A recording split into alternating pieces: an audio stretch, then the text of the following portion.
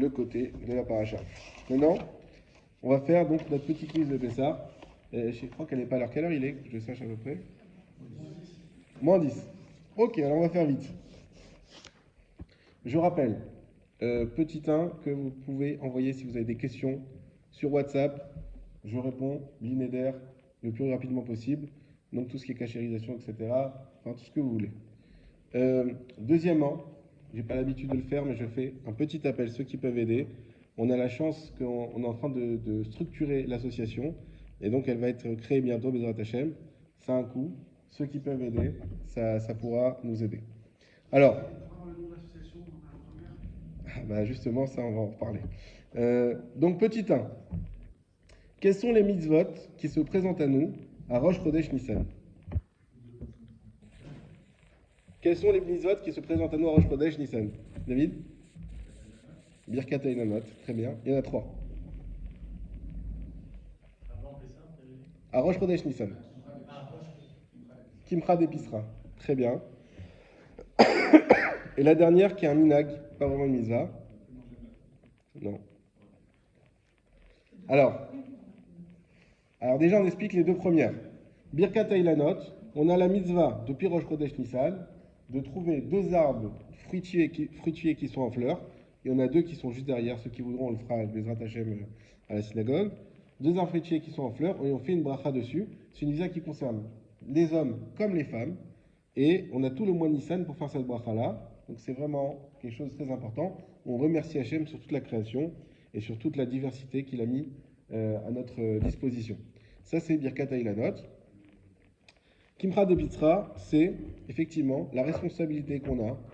C'est une obligation de donner de la tzedaka. D'habitude, la tzedaka, c'est quelque chose qui est juste, on va dire, facultatif.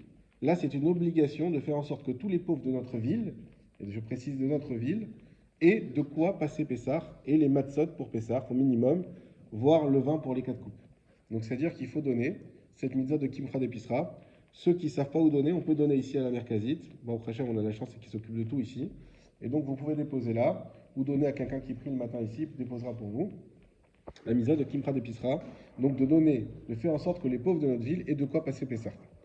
Et le dernier, c'est le minag. Oui. Chazak ou Baor. Ah, il a réussi. 100%. Les Nessim, on explique, c'est que lors de l'inauguration du Mishkan qui a eu lieu au mois de Nissan, on a chaque jour, chaque Nassi, donc chaque prince de tribu, qui a fait un korban, et donc ça a duré pendant 12 jours.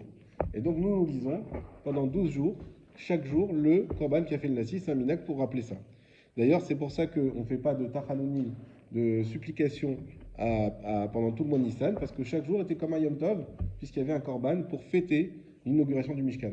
Sauf qu'on fait un 13e jour également. Pourquoi on fait un 13e jour? Non? C'est pas encore expliqué. Hein? Aaron, ouais. Alors, il y a eu quoi? Ah, presque. Alors, c'est pour Aaron, Khazak. C'est pour Aaron. On fait une 13e pour Aaron, puisque Aaron, il n'a pas eu la chance d'offrir un korban pour l'inauguration du Mishkan. Et il a été très peiné. Il s'est plaint auprès de Dieu. Il dit, mais pourquoi moi, j'ai pas mon korban? Dieu dit, t'inquiète pas, tu auras quelque chose de bien plus grand. C'est quoi? C'est la menorah. Et donc à Aaron, le 13e jour, on lit l'inauguration de la menorah. Et c'est le même passage-là qu'on va lire à Hanouka. Puisque Hanouka, c'était la date où le Mishkan a été fini d'être construit. Il aurait dû être inauguré, mais on a repoussé à Nissan. Et c'est également la Hanoukia avec la menorah.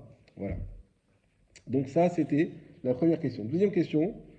Celle-là, je vais la sauter. On la verra peut-être plus tard, si on a le temps.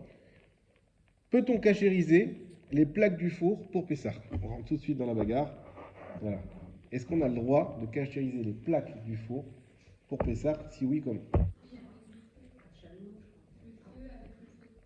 Alors,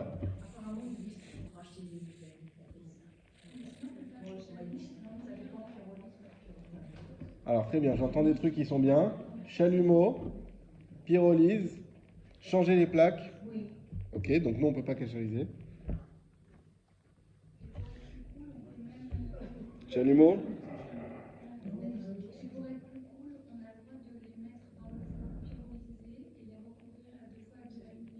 Eh bien, Khazak, on a vu tous les avis, c'est bien, donc on va les On va les répéter de manière organisée.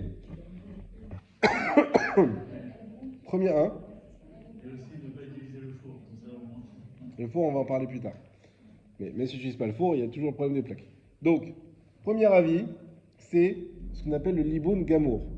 Et, étant donné que les plaques sont en contact direct avec le chametz, sauf ceux qui ne mettent pas jamais du chametz directement sur les plaques, qui mettent toujours de l'alu ou toujours des papiers sulfurisés ou des trucs en pyrex, voilà. Mais sinon, en général, on met quand même de temps en temps le chametz. Si c'est de temps en temps, ça ne marche pas, mais ceux qui mettent vraiment de manière principale le chametz directement sur la plaque, dans ce cas-là, comme le chametz a été absorbé directement sur la plaque, il y en a qui disent que la seule manière de cachériser, c'est l'iboun gamour, c'est-à-dire au chalumeau. Au chalumeau, c'est pas juste faire passer le chalumeau. Au chalumeau, c'est qu'on laisse le chalumeau dessus jusqu'à qu'il y ait des étincelles qui sortent de la plaque. Autant vous dire, autant vous dire que les plaques vont ressortir peut-être un petit peu gondolées.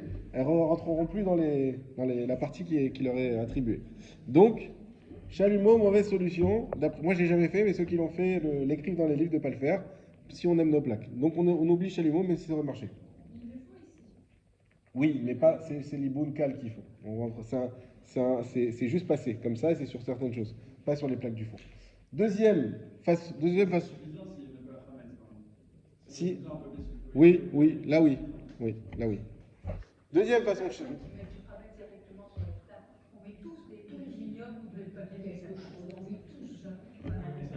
Alors,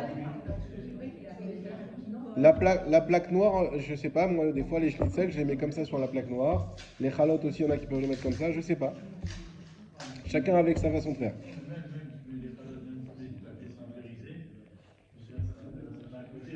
Ça passe, oui. Deuxième façon de faire, qui va être plus cool, c'est de dire que la pyrolyse, ça fonctionne comme l'iboun gamour, et donc on fera une pyrolyse. Mais comme il y en a qui disent que ça ne fonctionne pas, on prendra la précaution supplémentaire de mettre du papier aluminium épais, c'est plusieurs épaisseurs, on mettre un épais, et de recouvrir avec un papier aluminium épais, et aussi de ne pas mettre directement sur le papier aluminium pendant Pessah, mais dans des plats, ou dans des plats, pour pas que ça soit directement sur le papier aluminium. Donc ça fonctionne aussi. C'est une manière de prendre cette précaution. Et évidemment, le mieux, c'est d'avoir des nouvelles plaques. Ça, c'est quelque chose qu'on va répéter à chaque fois. Le mieux, c'est d'avoir des nouveaux. Dans Pessar, celui qui a une batterie pour Pessar, voilà, au fur et à mesure des années, on peut se la construire. Et c'est des choses qu'on utilise une fois par an. Donc franchement, ça va. Ça, c'est le mieux du mieux. Donc maintenant, on arrive à la question, comment cachériser le four? Ceux qui n'ont pas de pyrolyse, comment ils font? Ils achètent un petit four. Vous avez toujours la meilleure solution. Ils achètent un petit four. Ouais. Exactement. Alors le four, l'année dernière, moi j'ai eu la bonne idée, suite au chiour qu'on avait donné, de démonter entièrement la plaque de verre qu'il y a dans mon four. Voilà. Je le referai plus. Ça, je vous le dis. Ah bon. Alors ça nous a pris des heures. J'ai pris des photos. Et pour la remonter, je peux vous dire. Ah non, on était 3 ou 4, je crois. C'est une tuerie. C'est une tuerie le truc. C'est pas fait pour être ouvert. Et par contre, j'ai été très surpris de ce que j'ai trouvé. Il y a vraiment beaucoup de choses qui sont dans des endroits qu'on ne peut pas atteindre.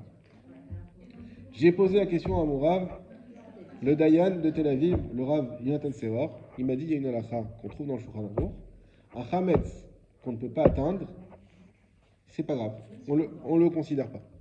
Donc, on peut faire la pyrolyse. Ou effectivement, alors pourquoi c'est plus cool le four que les plaques? Parce que c'est que les vapeurs qui vont sur les parois du four. C'est pas le chametz lui-même. À l'époque, ils collaient le pain sur les plaques du four, sur les parois, pour cuire le pain comme ça. Aujourd'hui, on ne fait plus ça, en tout cas, en principe.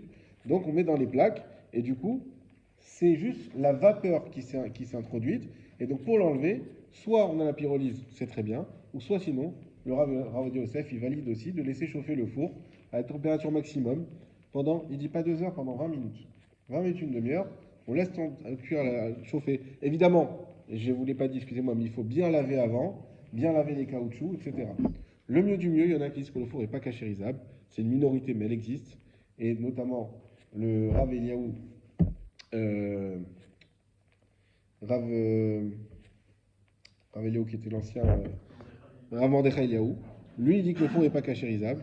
Et donc, il dit qu'il faut acheter un nouveau four. Donc, comme vous avez dit, si on peut acheter un petit four, wow, parce que c'est pour Pessah, il faut quand même un bon four, c'est bien. Sinon, voilà, comme on a dit, il y a des autorisations, Rav Yosef et plein d'autres, de cachériser comme on l'a dit. Et il y a d'autres solutions, ça c'est envisagé. Et pourquoi est-ce que le four ne trempe pas vite fait? On ne peut pas tout de suite. Très bien. On ouvre en haut, on ouvre en bas, on laisse couler, on a mis plein de javel et d'eau, on laisse couler, et à la porte, on est de la démonter, on ouvre les caches en haut et caches en bas, et on laisse, on met de la javel et de l'eau, c'est ce qu'on a. Moi, j'ai pas de cache non plus.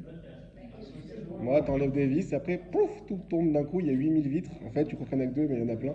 Et, Excusez-moi. voilà, ouais. Honnêtement, Oui. pendant une semaine, Oui. on ne peut pas se passer de faire des jours. Ah non, ah non, non, ça non. Ça non. On fait pas le- Pensez à nous, on a faim. En Voilà. principe, maintenant, ça a tellement évolué, on a des gâteaux qu'on peut acheter cachés. Bon, on a donné, chacun fait son choix. Chacun fait son choix. C'est bien de connaître les possibilités. On finit avec deux questions. Une qui est importante quand même, c'est les étapes de la Haggalah. Quelles sont les étapes de la Haggalah? La Haggalah, personne ne connaît la Haggalah? Si, Benjamin. En fait, faire chauffer de l'eau, Oui. mettre à ébullition, mettre un petit coup pour faire encore plus d'ébullition et tremper le Exactement. Exactement. Donc on doit avoir une grande casserole qui elle-même doit être cachère les Pessar. Attention, ça on ne le sait pas toujours. Grande casserole qui est cachère les Pessar. On fait cuire de l'eau à ébullition. On rajoute de l'eau d'une bouilloire par exemple ou un caillou qui est chaud, mais bon ça c'est plus compliqué. L'eau d'une bouilloire c'est plus simple, ça marche aussi pour faire rajouter un peu de chaleur. Et effectivement on peut tremper les choses. Pour l'avoir fait de nombreuses années, franchement la Haggalah c'est surtout pour les couverts, etc. Voilà, bon. Pour les casseroles, si vous avez besoin, ici, il a Exactement. Ici, ils font avec pratiquement un tonneau qu'ils font chauffer avec le chalumeau, justement. Vous avez tout à la Merkazite, c'est magnifique d'habiter à Naria. Il y a tout ici, donc vous pouvez aller, c'est tous les jours. Et c'est des horaires de 8h à 16h, un truc comme ça, pendant une longue période, donc vous avez la possibilité. Maintenant, franchement, le 1er avril, ouais. Franchement, voilà, tout s'abîme, donc ça vaut pas le coup. Ayez des couteaux, des fourchettes pour Pessar, ou même encore mieux, comme aujourd'hui les couteaux et les fourchettes sont un petit peu bidons, c'est pas comme à l'époque où vous avez une argenterie. Donc on les change à Pessar, et puis après on les garde toute l'année, et puis le Pessar d'après on peut les changer. Voilà. Mais on peut faire la Haggalah. Dernière question, oui. J'ai pas dit qu'on a parlé de tout en une soirée, en 10 minutes ou 15. Oui. Si vous avez une vaisselle de Pessard, quand vous finissez Pessard, vous la rangez, elle reste toujours cachée à la Pessard. Tout à fait. Moi, j'ai Tout à fait, elle reste cachée à Pessar. ça quand même. Non. Oui. Non, Non, si vous avez votre vaisselle de Pessar, vous avez votre vaisselle de Pessar. Alors maintenant, la solution, le conseil du chef. Y a-t-il une vaisselle qu'on peut garder toute l'année qui n'est pas nécessaire de cachériser? Hazak ou Baruch. La vaisselle en verre. La vaisselle en verre suffit. Et c'est vrai que pour les Sfaradim, exactement. Pour les Ashkenazim, au contraire, elle n'est même pas cachérisable. Donc c'est tout l'inverse. Mais pour les Sfaradim, la vaisselle en verre, vous pouvez la garder, l'utiliser toute l'année, l'utiliser à Pessah, juste qu'elle soit propre. On a des vaisselles propres en général. Et voilà. Est-ce qu'il y a des questions pour finir? On fera encore d'autres, évidemment, d'autres choses la semaine prochaine, mais oui, je vous écoute. Et la vaisselle, Oui, exclue pour le Pessard. non, On s'en sert pas. non, on peut s'en servir. Surtout les Sfaradim. Alors voilà. Il faut tremper de la vaisselle. Voilà, et David il trempe tout dans le migvé. Un migvé en ébullition. Mais, le migvé de Tibériade. Le lave-vaisselle pour les Sfaradim. Il y a ceux qui ne vont pas utiliser, ou avoir un nouveau, je ne sais pas, pour Pessar. Il y en a qui ont même des cuisines de Pessar. Ça, c'est un niveau. Mais sinon, le lave-vaisselle, il suffit de bien le laver, vider les endroits où il y a des. Je ne sais pas comment ça s'appelle, les réservoirs, les filtres, etc. Et le faire tourner une fois à vide. Et c'est tout. Il y a un produit qui peut faire tourner. Faut mettre, mais n'importe quel produit que vous allez mettre, dès que c'est un produit détergent, déjà ça amène ce qu'on appelle tam ifgam, ça amène un goût dénaturé à ce qui pourrait rester dedans, donc il n'y a plus aucun problème. D'après les Sfaradim. Voilà. Maintenant, vous pouvez être toujours dans Pessar, celui qui est marmir, il peut être marmir. D'autres questions? Allez, Khazak, la semaine prochaine, on continue. Bezrat Hashem.